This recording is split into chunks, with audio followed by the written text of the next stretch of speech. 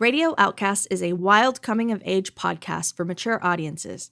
The following episode was written live on Twitch during our Season 2 fundraising campaign on Indiegogo with suggestions from fans. We hope you enjoy the episode.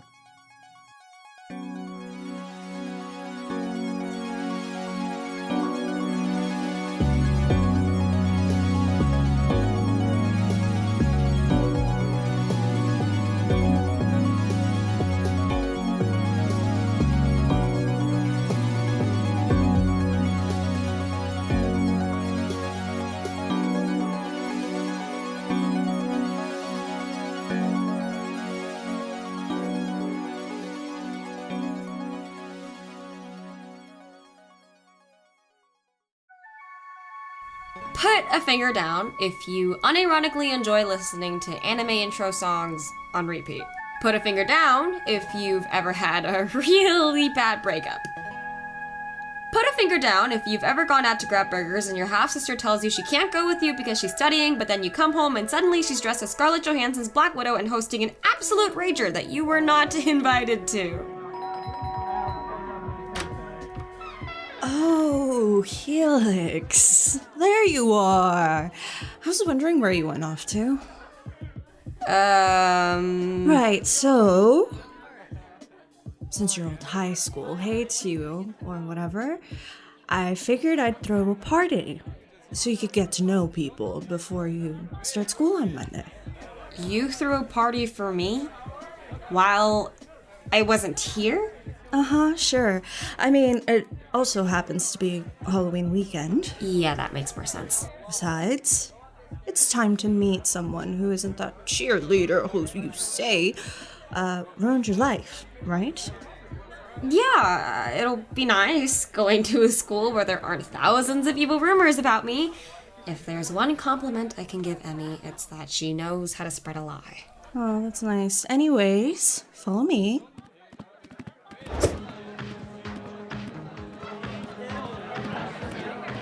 So, the guys dressed as the Avengers, those are the football guys. Then you've got the Disney princesses, those are the student council girls.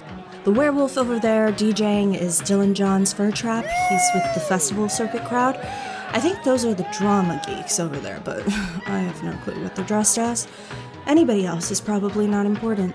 And you'll recognize any loners because they're all dressed as bananas, or pizza slices, or like cowboys, or something boring.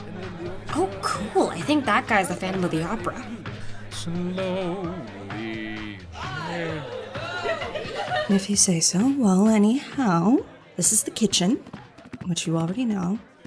The kegs over there, wine coolers that way, or just look around until you find something else if you're picky. I'm going outside to smoke with that hot guy with the mullet. Hey. Have fun, Helix. Try not to have another public meltdown. Put a finger down if you were cast as Javert in Les Miserables on your very first theatrical audition as a freshman. Put a finger down if you own a glove that some say Sutton Foster wore during her final performance as Princess Fiona.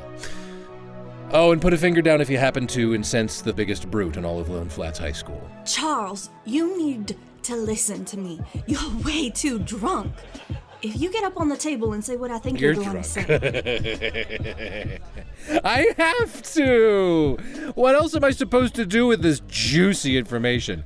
Roy Matthews has haunted me for far too long without consequence. Just the other day, I had this vintage Gloria Gaynor CD with me, and he used it as a Frisbee. As a Frisbee, Merrick. My dad bought that Walkman off of Amazon just for that CD.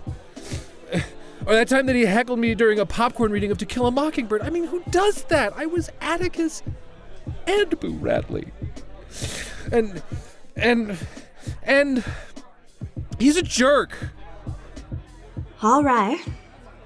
Your funeral. Hey. Excuse me. Attention.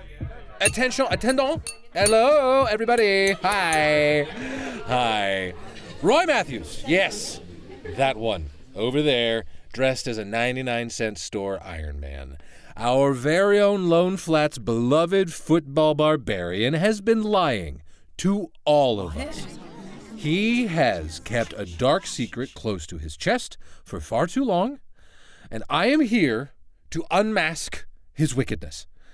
Who else? Who but I could reveal this truth? Charles Osgood, the innocent subject of his oafish derision. I, who am well known among you all, my peers, my friends, my countrymen of many years, as an honest and humble man who cares deeply about the truth. Something the 3-in-1 shampoo and body wash using Roy Matthews cares little for. But before I reveal the big lie, I simply must promote the upcoming musical that our beloved theatrical department shall be performing next weekend. Yes! I, Charles Osgood, your friend, will be playing the one and only Mr. Mephistopheles in Cats, the musical. The stage musical, which I must remind you all, will not include any CGI faces or buttholes, but instead lavish costumes and practical special effects. Marigold, our very own costume and makeup genius, has perfected creating prosthetic snouts and whiskers. Haven't you? Yes, you have. At this point, Charles, just get it over with. You're too modest. But yes, you're right.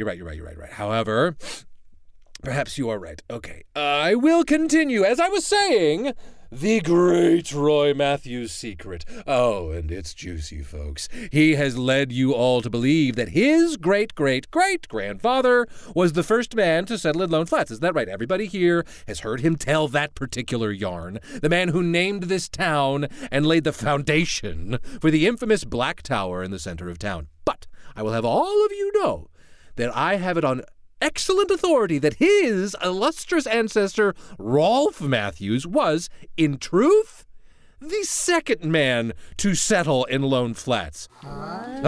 Yeah, that's right. That is right. Oh, thank God.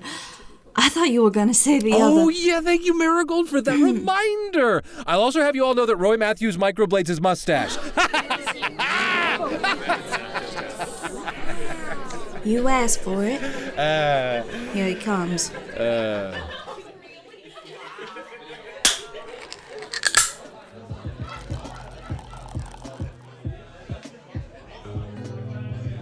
Put a finger down if you hate this stupid finger game. Look, here's the deal. I'm at this one girl's Halloween bash, I guess you'd call it, instead of at home with a good book and a nice cup of herbal tea. All because J.W., this scrawny guy who's mostly nice from my AP literature class, begged me to help him out with this bullet situation. To be fair, he isn't the first I've helped. I kinda have a reputation as what you'd call a bully hunter in Lone Flats High School. It's my flaw, getting involved in other people's problems. Anyhow, I already had a costume. Oh, Jesse, you dressed up. And you're a cowboy. Already had the hat. So, where's he at, JW? Do you see the guy with the Phantom of the Opera costume? Sure. The one standing on the table flapping his arms? Right. That's Charles. Well, the guy who's about to punch Charles in the jaw is the one you're looking for. Roy Matthews. He's the one who stole my AirPods. I just had those AirPods engraved with the emoji that has the winky face and the tongue sticking out. Your AirPods? Yes, the earbuds. You don't... Know what? Never mind. I'll take care of it. And for the record, I'm not any ordinary cowboy. I'm Matt Love. You tell them right now, that was a damn lie. There he goes again, trying to spin the truth. Hate to interrupt. You, Roy, I need to talk to you. I'm looking for a pair of AirPods. Excuse me. Can you not see that there are important matters to hand? I am in the middle of disrobing the fraudulent narrative the Matthews family has sold this town for generations. Yeah, sorry to hear that. Anyhow, I was saying, you've got some that don't belong here. You can hand it over quick, and I'll leave, and you can get back to this disrobing. You suggesting I stole something, cowboy? I'm saying empty your pockets and we'll see. How about I... All right, cool your jets. You both need to chill out before one of you breaks something in my stepdad's house. Gosh, I haven't even finished moving in yet. Sorry. Pardon? Who are you supposed to be? Let's cool our egos and talk this out. Deal? First, I took care of the Phantom of the Opera situation. Well, the guy dressed as the Phantom. He accused the football player of using 3-in-1 body wash shampoo. A devastating accusation. But wasn't it also true that the football player microbladed his mustache? Clearly, this guy cares about his hygiene, right? So I argued this case with the Phantom of the Opera, and he eventually came around. Just a few minutes later, the Phantom and the football player were apologizing to each other and doing vodka shots. And then there was the AirPod situation. Turns out, the football player grabbed the wrong pair off a cafeteria table during school lunch. A simple accident that got blown out of proportion, apparently, seeing as this cowboy showed up on some sort of Ocean's 11-style retrieval mission. So, they call you a bully hunter? Yeah, I guess.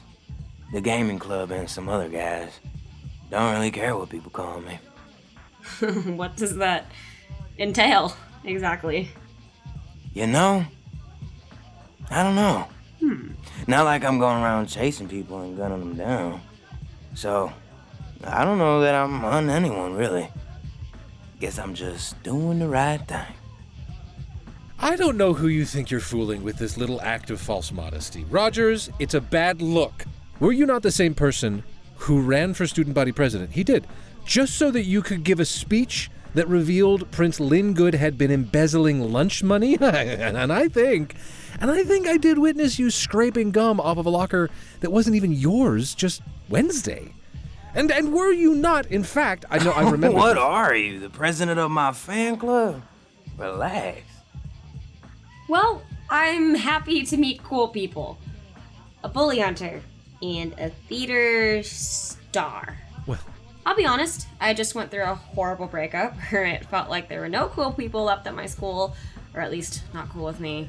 honey. It's not something I really want to talk about right now, but yeah, it's a relief to meet you guys. You seem lively too, which is fun. Lively. Well, okay, since we're all being honest, I'll do my part. Oh, God. The only reason I was cast as Javert in Les Miserables was because there were no other men in my theater class. It was a sham audition. I'm a fraud. Oh, God. Ugh. Didn't see the play. What? But I read the book on a road trip. Aren't there hundreds of characters in that thing? Yes. And I played several. But, oh, the gem is Javert. How do you memorize all that? Well, actually, you're right. I suppose that does showcase some talent, no? So often, I find it a struggle to be both humble and self-reflective. But on this occasion, I will allow myself to be proud. Mm-hmm. Right, humble. So, he's Charles, I'm Jesse, and I suppose you ought to introduce yourself since we're palling up at this party. Oh, right. Duh. I'm Helix. I just transferred. I don't really know anyone yet, so this is nice. Would it be cool if I sat with you guys at lunch on Monday? I really don't want to go back to eating in the bathroom stall. That sucked. Oh, well, actually, Jesse and I have never shared a lunch table, have we? Usually I sit with the thespians, but as you know, it's quite a small, exclusive little soiree.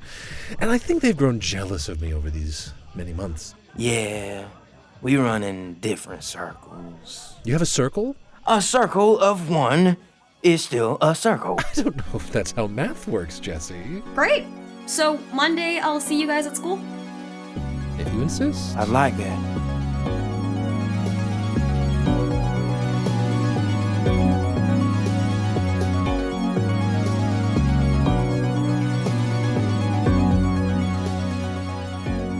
Radio Outcast was created by Maria Fernanda Vidaurrazaga and JT Lachase, starring Jay Duong as Helix, Daniel A. Stevens as Charles Osgood, Ivory Amorte Francisca as Jesse Rogers, Griffin Otto Deniger as Roy Matthews and J.W. Powell, and Maria Fernanda Vidaurrazaga as Spectra and Marigold.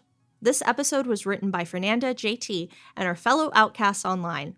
The episode was directed by Fernanda, with support from our assistant director, Sebastian Sotelo. Produced by Eloise Bernier and Kevin Xie.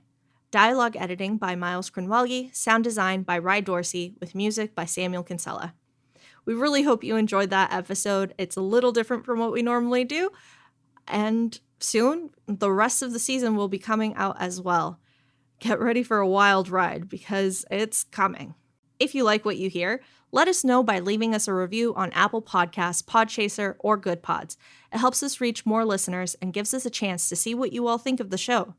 If you aren't sure what to say but would still like to show your support, you can rate the show on any of those avenues as well as on Spotify. If you want more Radio Outcast, you can find us online at radiooutcast.com, follow us on Instagram, Twitter, and Tumblr, or join the Radio Outcast Discord server.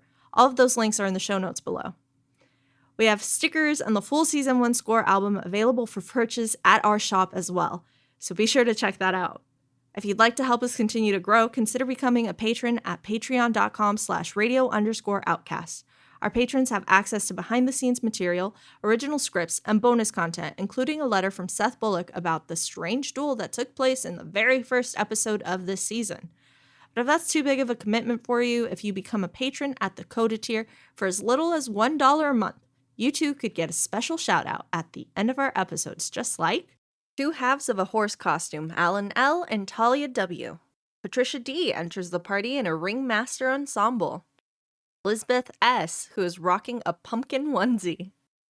Val V., or for tonight only, New York City policeman John McClane. Standing as a regal fairy, Susan S. Fearless Lila delights the party in an inflatable dinosaur costume.